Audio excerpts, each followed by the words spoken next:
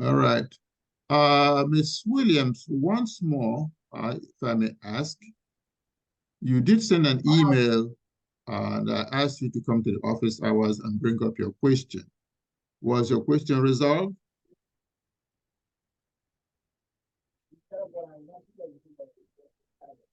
Hello? So, are you talking to me? No, I'm talking to Ms. Williams. Okay. Sitting.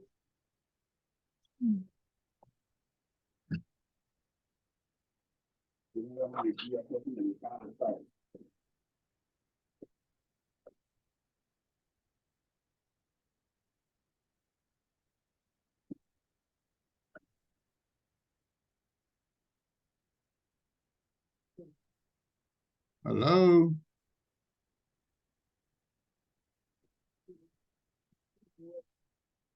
All right. Let's begin. Let's just move on. Okay, so I'm going to begin by sharing screen.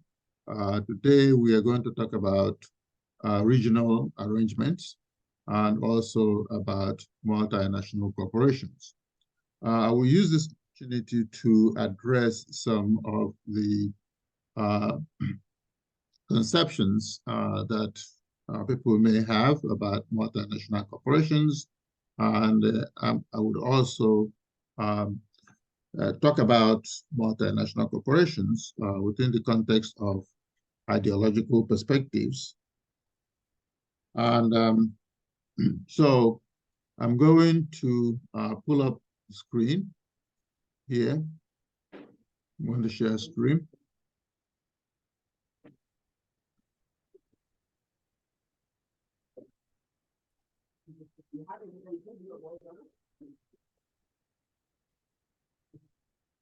Okay.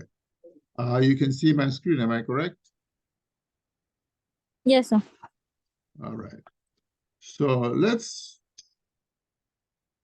like today we're going to talk about trade relations and issues about protectionism and trade liberalization.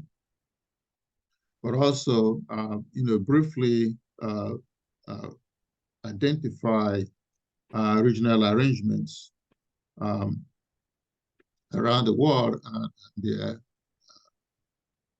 their objectives, okay? Because those issues are brought up in homework assignments.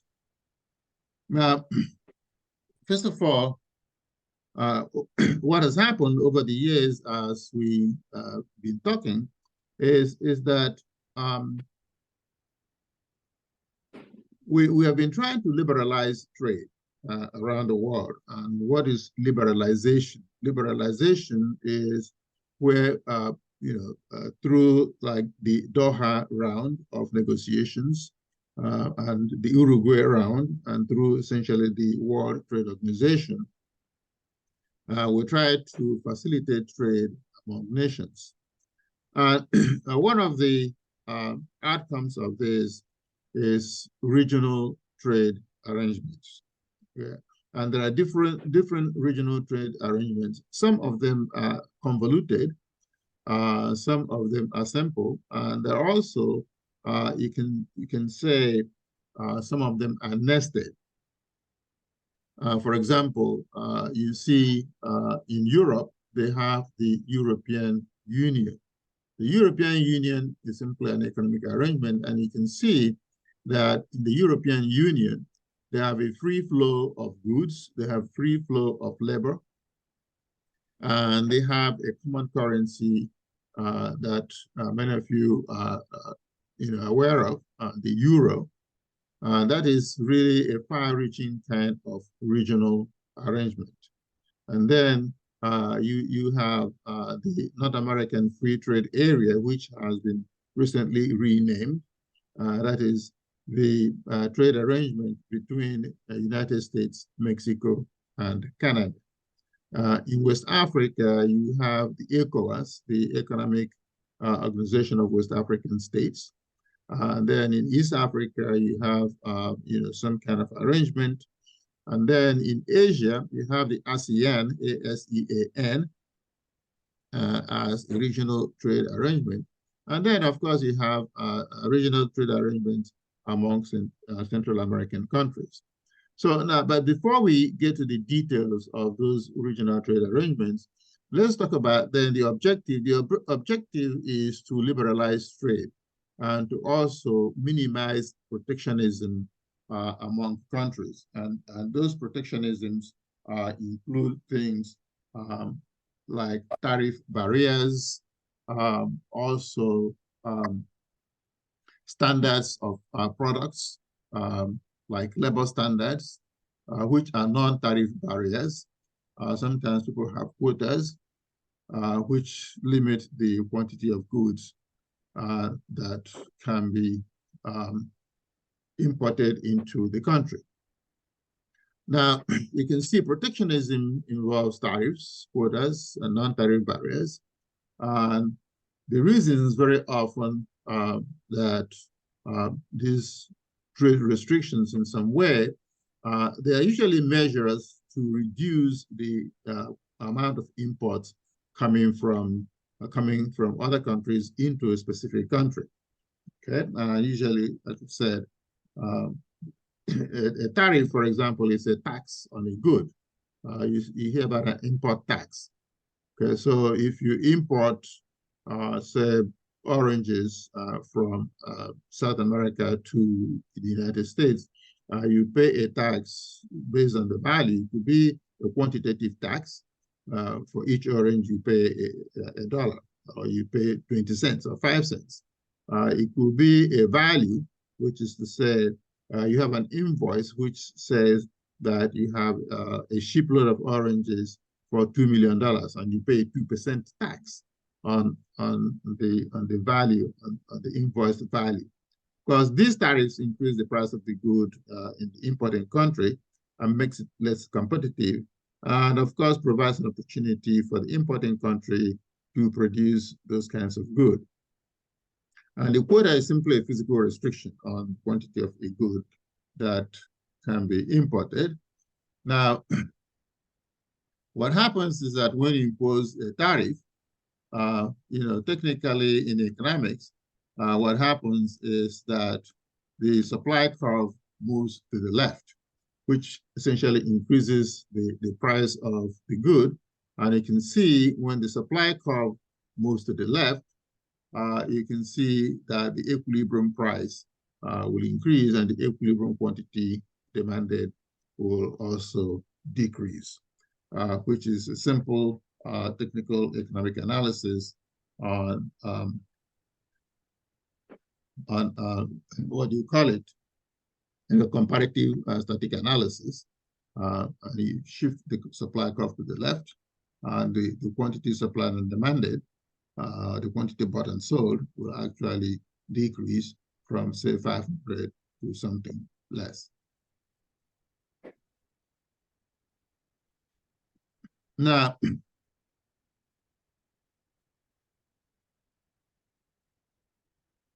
I mean, there's other technical analysis we can do on this, which includes, the diminution of consumer surpluses. As you can see in this particular example, our equilibrium price will increase from $20 a unit to $28 a unit, and equilibrium quantity bought and sold will decrease from 500 to 300, just based on the graph that you're seeing. Now, if you have a quota, essentially what you do is you limit the quantity of the goods brought into the country. And the effect will be, of course, to decrease the supply. The supply curve essentially becomes useless. You have a fixed quantity, reduce the quantity imported from, say, 500 to 250. As you can see already, the equilibrium price will go up. Okay. Again, a simple comparative static analysis will show you that. Okay. And I'm going to attach this PowerPoint slide to the class and post it, especially for this purpose. Now, other methods, are based on rules. For example, in order to import automobiles from other countries into the United States, into the US of A, you must comply with regulations on emission standards. You must comply with regulations on the quality of the brakes or the seats.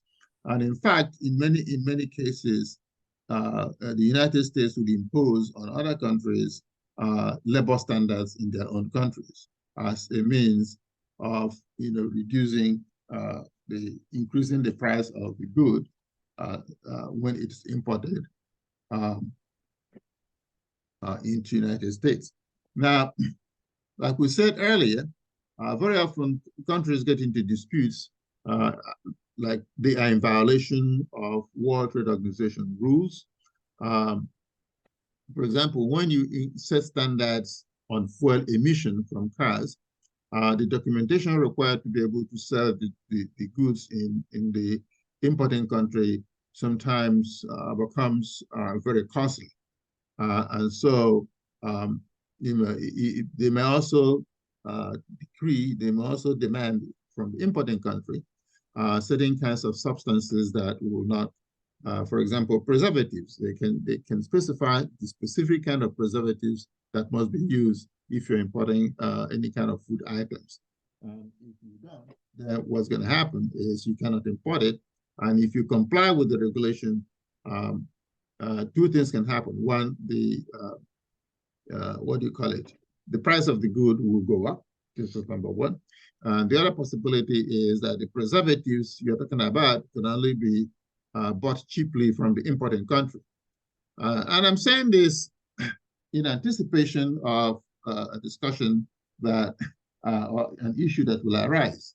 For example, if we impose that only certain kinds of preservatives be used, okay, certain quality of preservatives be used, what's going to happen is that if that preservative can only be purchased from the importing country, of course, then they benefit from the production process. This is number one. Now, the other issue that arises and why there are conflicts between advanced countries and developing countries is that developing countries are not able to impose a standard like the kind that advanced countries can impose.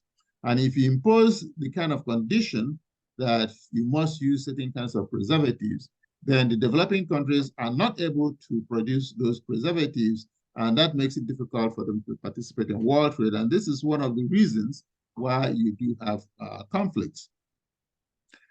So the non-tariff barriers are very difficult to prove, okay? And the reasons why they do this, I think we already mentioned that in the past, is to protect domestic industries and domestic employment, and sometimes also for strategic reasons. Strategic reasons meaning that countries do not want to be solely dependent on on certain products brought in from other countries. Just in case there is a conflict, just in case, and the conflict does not have to be with the exporting country, okay? It could be that the exporting country may be in conflict and they're not able to export the goods to the importing country. And some of it, again, is to protect, the cultural, the established cultural patterns in a particular country. And again, this is one of those issues that developing countries talk about. When you begin to import goods made in advanced countries into, say, the African continent, you can completely, totally change the cultural behavior of the country. You can change the kinds of clothing they wear, you can change the kind of music they play, even change the kinds of food that they eat. And a good example I will give you right now, based on my own cultural background, is that before the Europeans came to our country, our people did not eat bread the way you know it. And he got to the point where, like in the 1980s, bread became such a cultural thing that the Nigerian government, essentially wasted about $1.2 billion trying to grow wheat in Nigeria because they did not want to be importing processed wheat from Europe. Now, the point of the matter is that what if Europeans did not come? Are we going to be able to survive without bread? Of course we will, But because of the interaction with Europeans and trade, well, we began to eat bread to the point that we became dependent on it.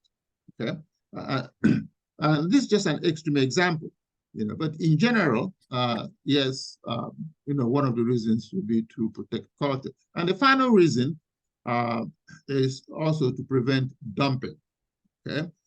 In order to provide employment in country A, and where it is very cheap to produce certain kinds of goods, they could actually cut down on the price and dump their goods in other countries.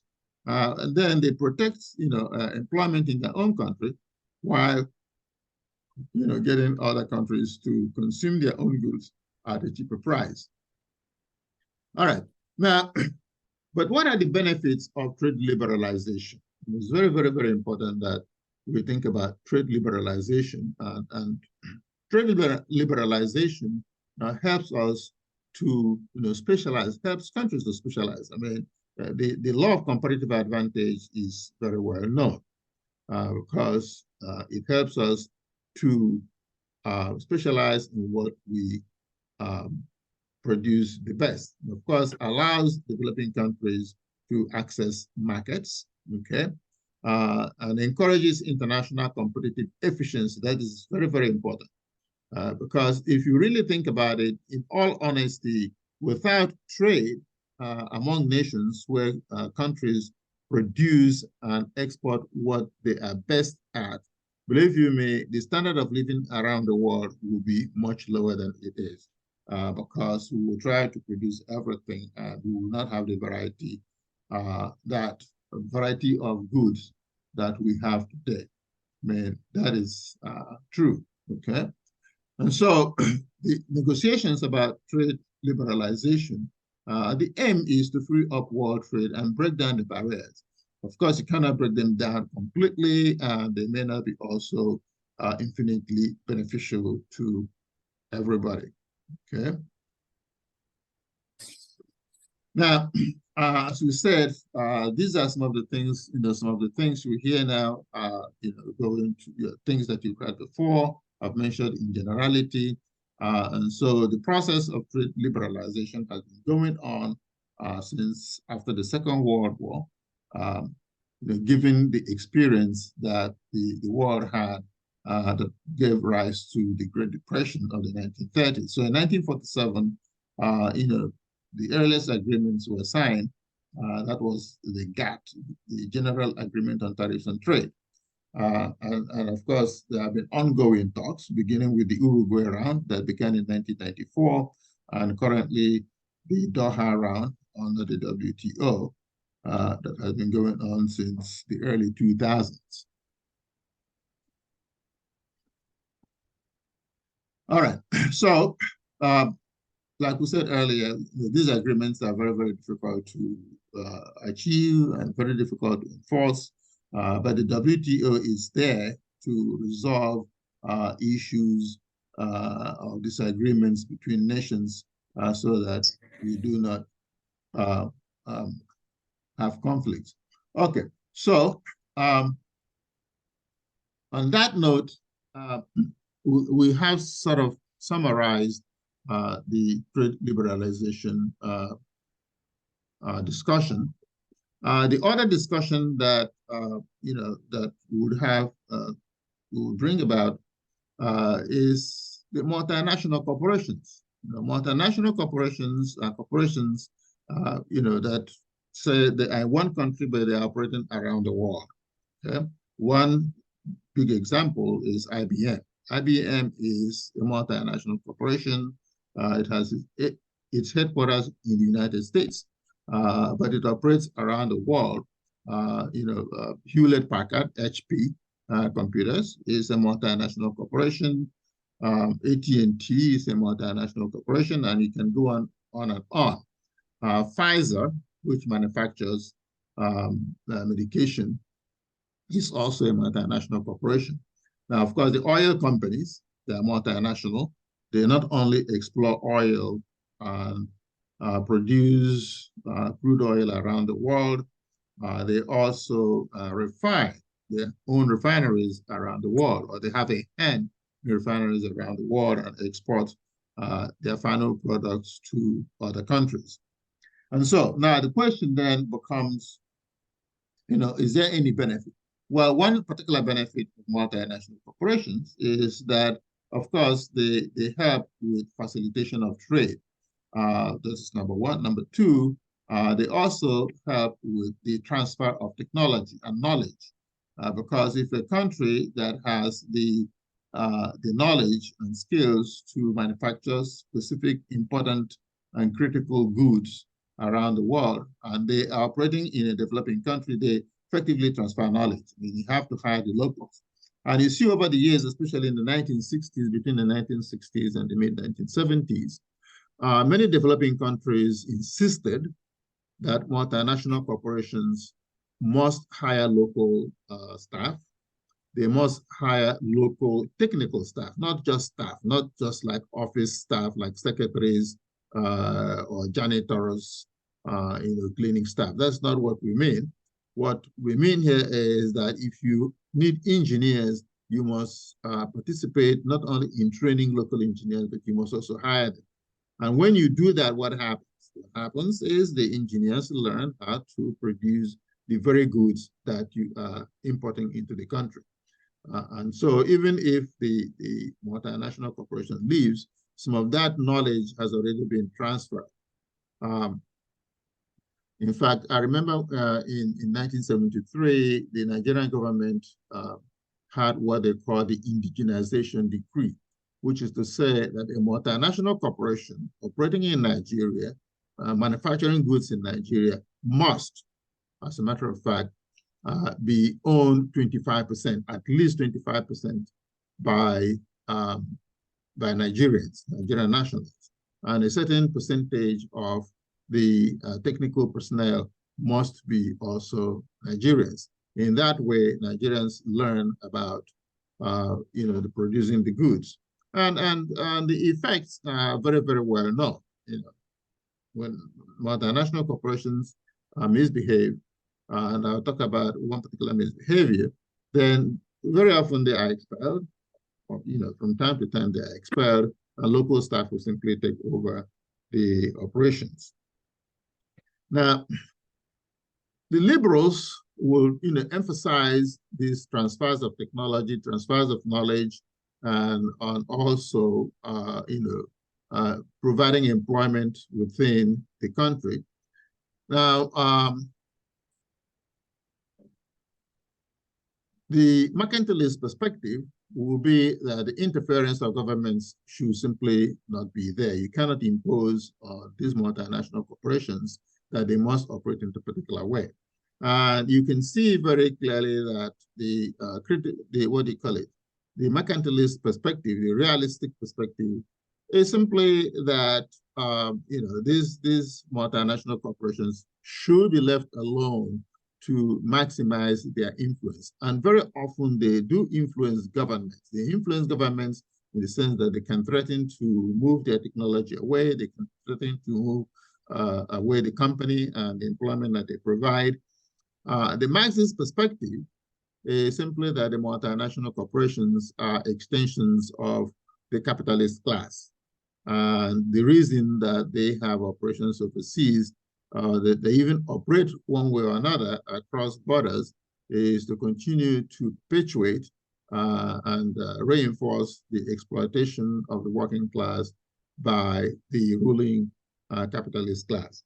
Okay, these are the different perspectives, and I'm not subscribing to any of them. If you see, for example, many multinational corporations, they have problems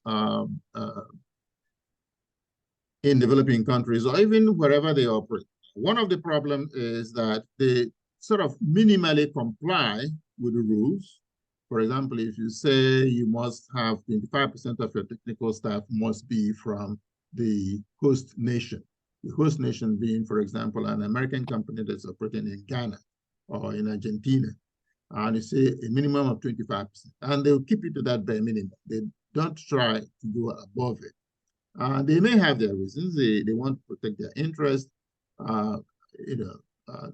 For example, unless you impose on them that, say, the financial staff, the accounting staff must include local staff, they will not do that because they want to hide their profits. They use pricing schemes. And I'll give you an example. Suppose a multinational corporation is operating in, say, Ghana and in Nigeria. Two examples. And if the tax laws in Ghana are more liberal for them, what they will do is that they would, manufacture certain components in Ghana, put a very high cost on it before they use those components in Nigeria. What does it do? What it does is that they reduce their profits in Nigeria, increase their profits in Ghana, because Ghana has more liberal tax laws, and they will pay less tax on their overall profits. Okay, that's a pricing scheme. So they do that, and very often there are quarrels with host nations over that. The other issue is that if you say 50% of the staff must be the local people, say Nigerian staff, then they will pick and choose to hire janitors, they hire cleaners, they hire office staff, and they say, well, we are providing employment. Okay. The other issue that arises is that very often, if the environmental laws in a country are strict, they will not go to those countries because they don't want to comply with environmental laws, like laws against pollution, and because because it will make their cost of operation a little bit higher. Now, remember, for example, a company that is in the United States and exporting 1 million cars a year to, say, African countries. Okay. Now, there are, issues of compliance with the standards of manufacturing of automobiles in the United States. Right? So they would go to an African country where the same rules don't apply and manufacture the cars there and sell them there. One of the big issues with oil companies, for example, is that they create a lot of pollution, which they will not be allowed to create in America. They must clean up their pollution. When they are in developing countries, they do not clean up their pollution, or at least they do the minimal thing. And many developing countries are complaining about how they do not comply with environmental regulations. And this is one of those issues that the United Nations, in its sustainable development goals, is talking about to minimize pollution across the country. And sustainability is pretty much achieving goals of development without compromising issues of health, of the environment. That is essentially what sustainability is about. This is why I hear about the green this or the green that. It's about achieving goals of high standard of living, of adequate health for everybody, regardless of what country they live in, and at the same time minimize the negative effects that can come out of trying to achieve these goals. Okay, so this is what sustainability is about, and the story of sustainability is everywhere. It's they talk about it in the health fields, they talk about it in computers, they talk about it even in education. Somehow I don't know how that works, but the whole idea of green this or green that or sustainability, is a topic of conversation. And indeed, I published a paper recently on that sustainability issue, and it was about Pakistan, where the Pakistani government tries to impose restrictions on the importation of oil and think about alternative energy sources. Alternative energy sources would include solar energy, would include wind power, and even renewable energy sources. And so, you have energy, but you don't have the problem of pollution of, say, coal-fired plants or even oil-fired plants, which release a lot of toxins into the air. And so you use solar energy, and you get all the energy that you desire, but at the same time, you do not pollute the environment, or you minimize the pollution of environment. And so these are some of the pros and cons of multinational corporations. And also, sometimes, I don't know how this is, why this should be an issue. People have to make choices. Sometimes they are accused of corrupting the culture of their host nations by introducing goods that are not, are not part of the cultural foundation of the host nation. But people should be free to express themselves, and this is where the liberal theory comes in. The realistic perspective simply says, let people do whatever they want to do, and while the multinational corporations are simply doing business, and so they should not be concerned about how they impact the culture. And of course, the Marxist view simply argues that the multinational corporations are also using cultural transformations to impose the hegemony of the advanced countries on the developing countries. One of the articles that you would read for this particular purpose is the life and times of Antonio Gramsci.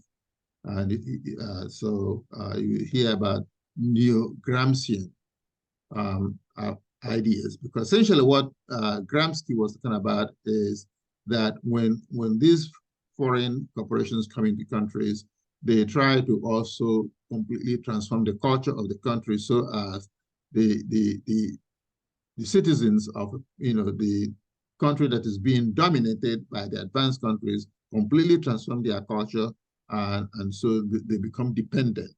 Okay, so that is what essentially Antonio Gramsci was talking about. But then Antonio Gramsci began to talk about this way back in the 1920s and 1930s. So essentially, that's in summary what these weeks, the coming weeks, topics are about. Okay. Do you have any questions?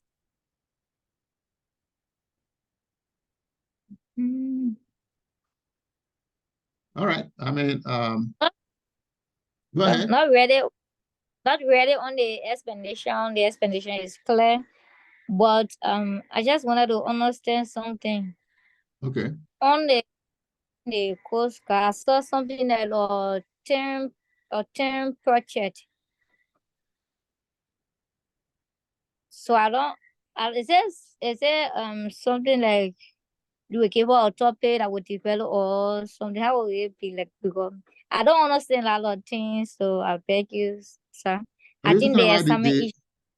Are you talking about the paper project, or are you talking about the topics we just talked about? Yes, yeah. So I saw something like that. So it will be like you will give out a topic to research on, or how will it be like? So I just wanted to ask about that. Okay, well, send me an email, and I will clarify that for you. Okay, so all right. Thank you so much. Okay, all right. Okay. Good night, everybody.